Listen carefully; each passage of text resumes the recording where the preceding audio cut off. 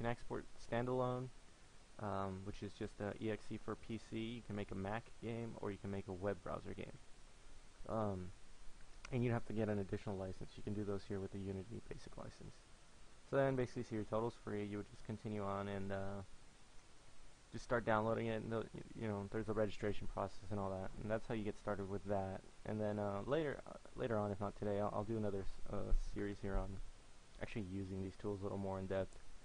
But as you can see, Unity is not the most powerful engine in comparison to some of the other ones out there, but the part that I love the most about it is that it's just so damn easy to make stuff. Like it's ridiculously how quickly you can get a game up and running.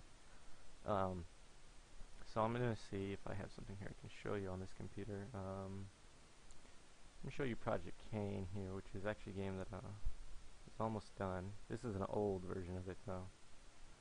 So Unity shuts down for a sec so you can restart. Okay, so here we go. So this is an example of a game I made here. This is actually one of those club games that I made that I mentioned earlier, but I did the programming and some other stuff on here. And we had some artists on the team. Let's see if I can find a scene that actually works, because this is an old version. Alright, so there might be some funky stuff with AI and animations and whatnot. Yeah, the animation is broken here on this build. Yeah, let me maximize that. Alright. As you can see here though, you can get some... This is a platforming game that I made with some shooting elements. You can make really racing game, RPG, whatever you want to make. There's no preset that comes with this. So basically it's just the tools to make any game you need. And there's basically 3 ways you can make the game in here. You can, well, I guess I'll say 2 ways. You can program the game from scratch, either using C#, JavaScript, or Boo, which is kind of like Python. Or you can use a visual editor that like I showed you earlier with the Warcraft one, except it's node-based, like I'd mentioned. There's a couple out there that you can buy. They're not very expensive, so I mean, if you really just want to jump in and get started without learning any programming, that would be the way to go. The level here itself, the graphics, are made by a friend of mine, so I'm not taking any credit for these. He's the artist of the team. I'm just a dude and then guy. So, yeah, this is an old version. Kind of dull. There's no enemies. I don't think you can shoot in this one. So yes, it's boring. But basically, that's your that's an overview of one of the games you can make here. If you look more closely, if you look here at the editor, you can see everything that's in your scene inside of the viewport, and then you can just on the fly go in and play stuff. This is one of the biggest strengths in Unity, is that the real-time aspect is you can just go in there, play. You can change anything you want on the fly. You can change values. You can change. Let me show you here real quick, actually. Like, let's say let's find something here. Let me pause it, and I'll find something in there that will change. So, let's say I just want to add a light. Let's create a light right now. Don't worry about what I'm doing. There's actually on my old channel that I had talked about, the TDC NoHo one. There's some tutorials already that cover Unity, and I'll probably be porting those over and doing it more in depth, not so noobish. But well, if I want to create a light, I can just pop in a light right there, and give it a value, give it a size, and just like that, unpause, and boom, there's my light. If I don't like it, let's turn it down by half. Boom, change my light. So just like that, you can edit stuff very quickly and iterate and get a feel for how stuff is working or not working, and change it. A couple other things though with Unity is that they implemented a few versions ago the asset store. So let's say you don't have a team, you don't have any assets, you just want to get started making some stuff, and I have a bad habit of clicking around. The asset store basically is where people go and upload assets that they're not using and they want to sell. So, or there's some people who just make assets strictly for the asset store. They don't even use it. Some of them are free. Some of them you have to pay for. Generally, the prices are pretty reasonable. I mean, instead of paying an artist a couple $100, uh, for a project to make a couple things, you can just go on here and buy a few assets for, um, $5 or whatever. Obviously, you're not going to get exactly what you're looking for. You're going to have to use some pre-made stuff that other people have, but if you just want to get started, this is a good way to do it. So you can see like art packages. You can go here and buy, these are the top ones or whatever they're featuring. You have certain animated characters that you can buy. They have shaders.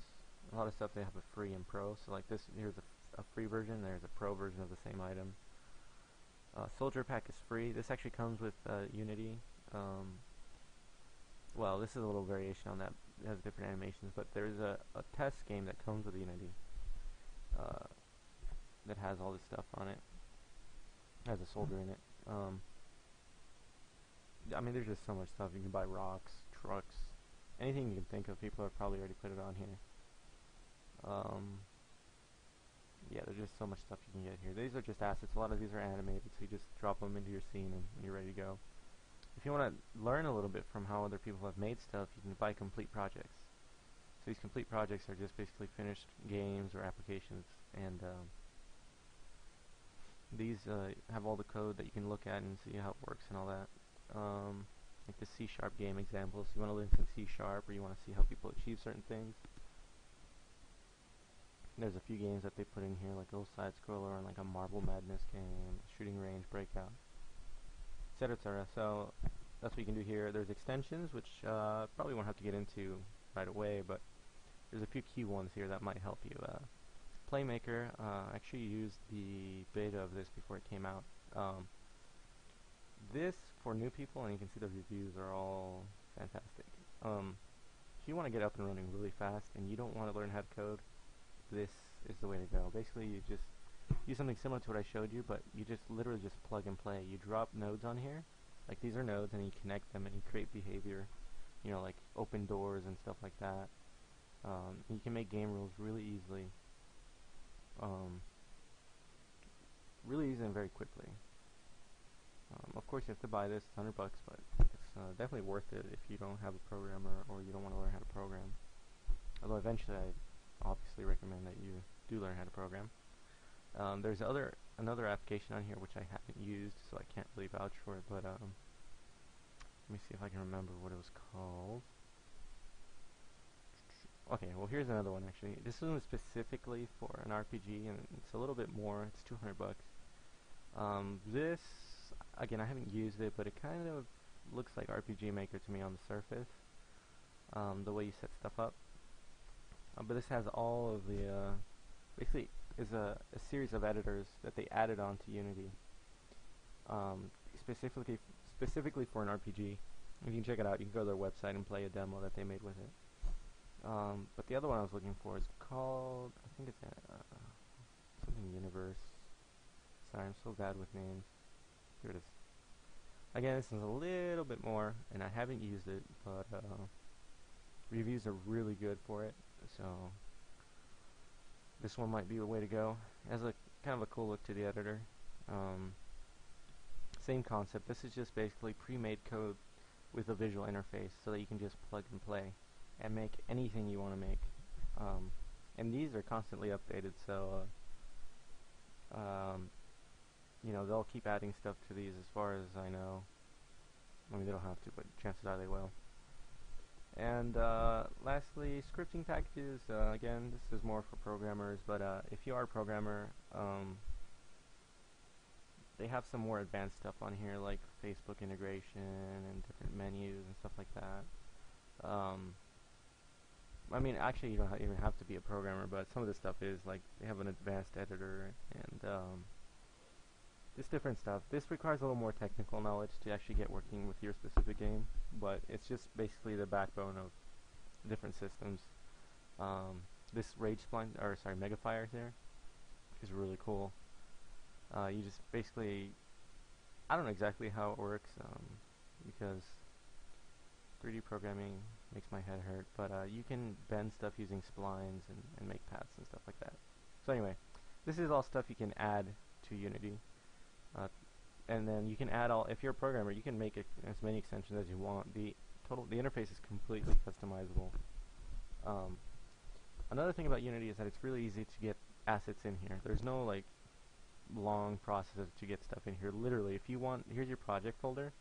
If you want to drop a new object in here, a new asset, if it's one of the compatible types, like if it's a 3D asset, if you have a FBX file or a Maya file or 3D Studio Max, I think Lightwave, Blender for sure, you just literally drag and drop into this folder. This is your project folder, and all this is a hierarchy. This exists here in your, I don't know where I have this saved, but this is just a project folder that has all this stuff in it, and when you drop it, Unity takes care of whatever it has to do to get that in here. So like you'll see here, I have there's a bunch of meshes in here, which is level, and there's some characters with animation and stuff like that. You just drag it and drop it. You make it in your package, whatever you're using, Maya or Max or whatever. You drop it and boom, you're ready to go. Same thing with textures. You drop it there, boom, you're ready to go. So it's really easy to get assets in here. And as far as coding, it comes with an editor. I think it's called Unisite for Windows and Unitron for Mac.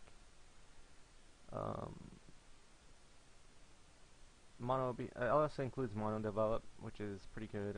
Personally, I like Visual Studio, but you can use any text editor to program in here if you're a programmer.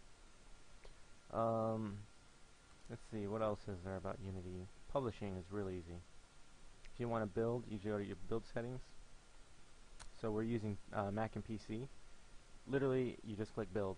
And here, obviously, I don't have these licenses down here for PS3, Xbox, etc., iOS. You can just switch on over if you had these licenses, and it'll do a lot of the work for you. There's some optimization you have to do on your end, but you can export to any of these platforms here with the right license.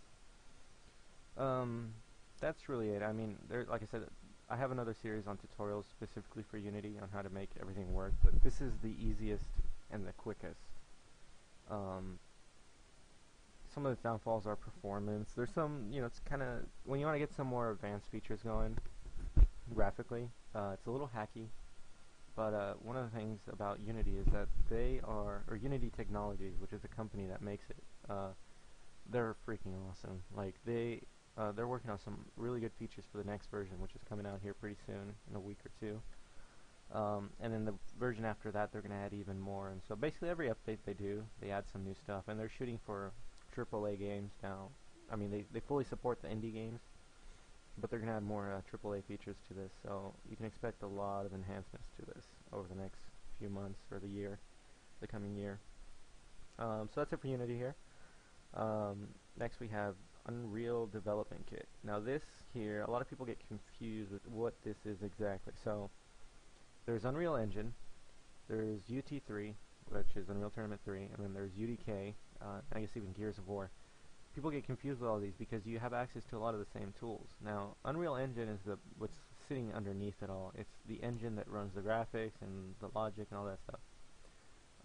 Unreal Development Kit, UDK, is basically the tool set to make games in there. Basically, it's what they use for, very similar, I should say, to what they use for Unreal Tournament, just Borderlands. Think of any game basically made with the Unreal Engine. UDK is simply the tools to make that. And this is, a lot of people are confused, is this actually the tools they use? Well, UDK, if you don't get the licensee version, if you just get the free one, which is what I have here, you don't have access to the source code of the engine, but so other companies have probably changed this completely to fit their needs with the source code, but in essence, it's a lot of the same tools. And then you have the editors, which are the UT3 editor or the Gears of War one, whatever. Those are just editors for making maps and stuff or mods for those games. UDK includes some of that stuff, like some of the models and whatnot, and basically all of the game logic from Unreal Tournament, and it gives you the tools to make whatever you want. So a lot of people are confused. They think you can only make mods or or first-person shooters with UDK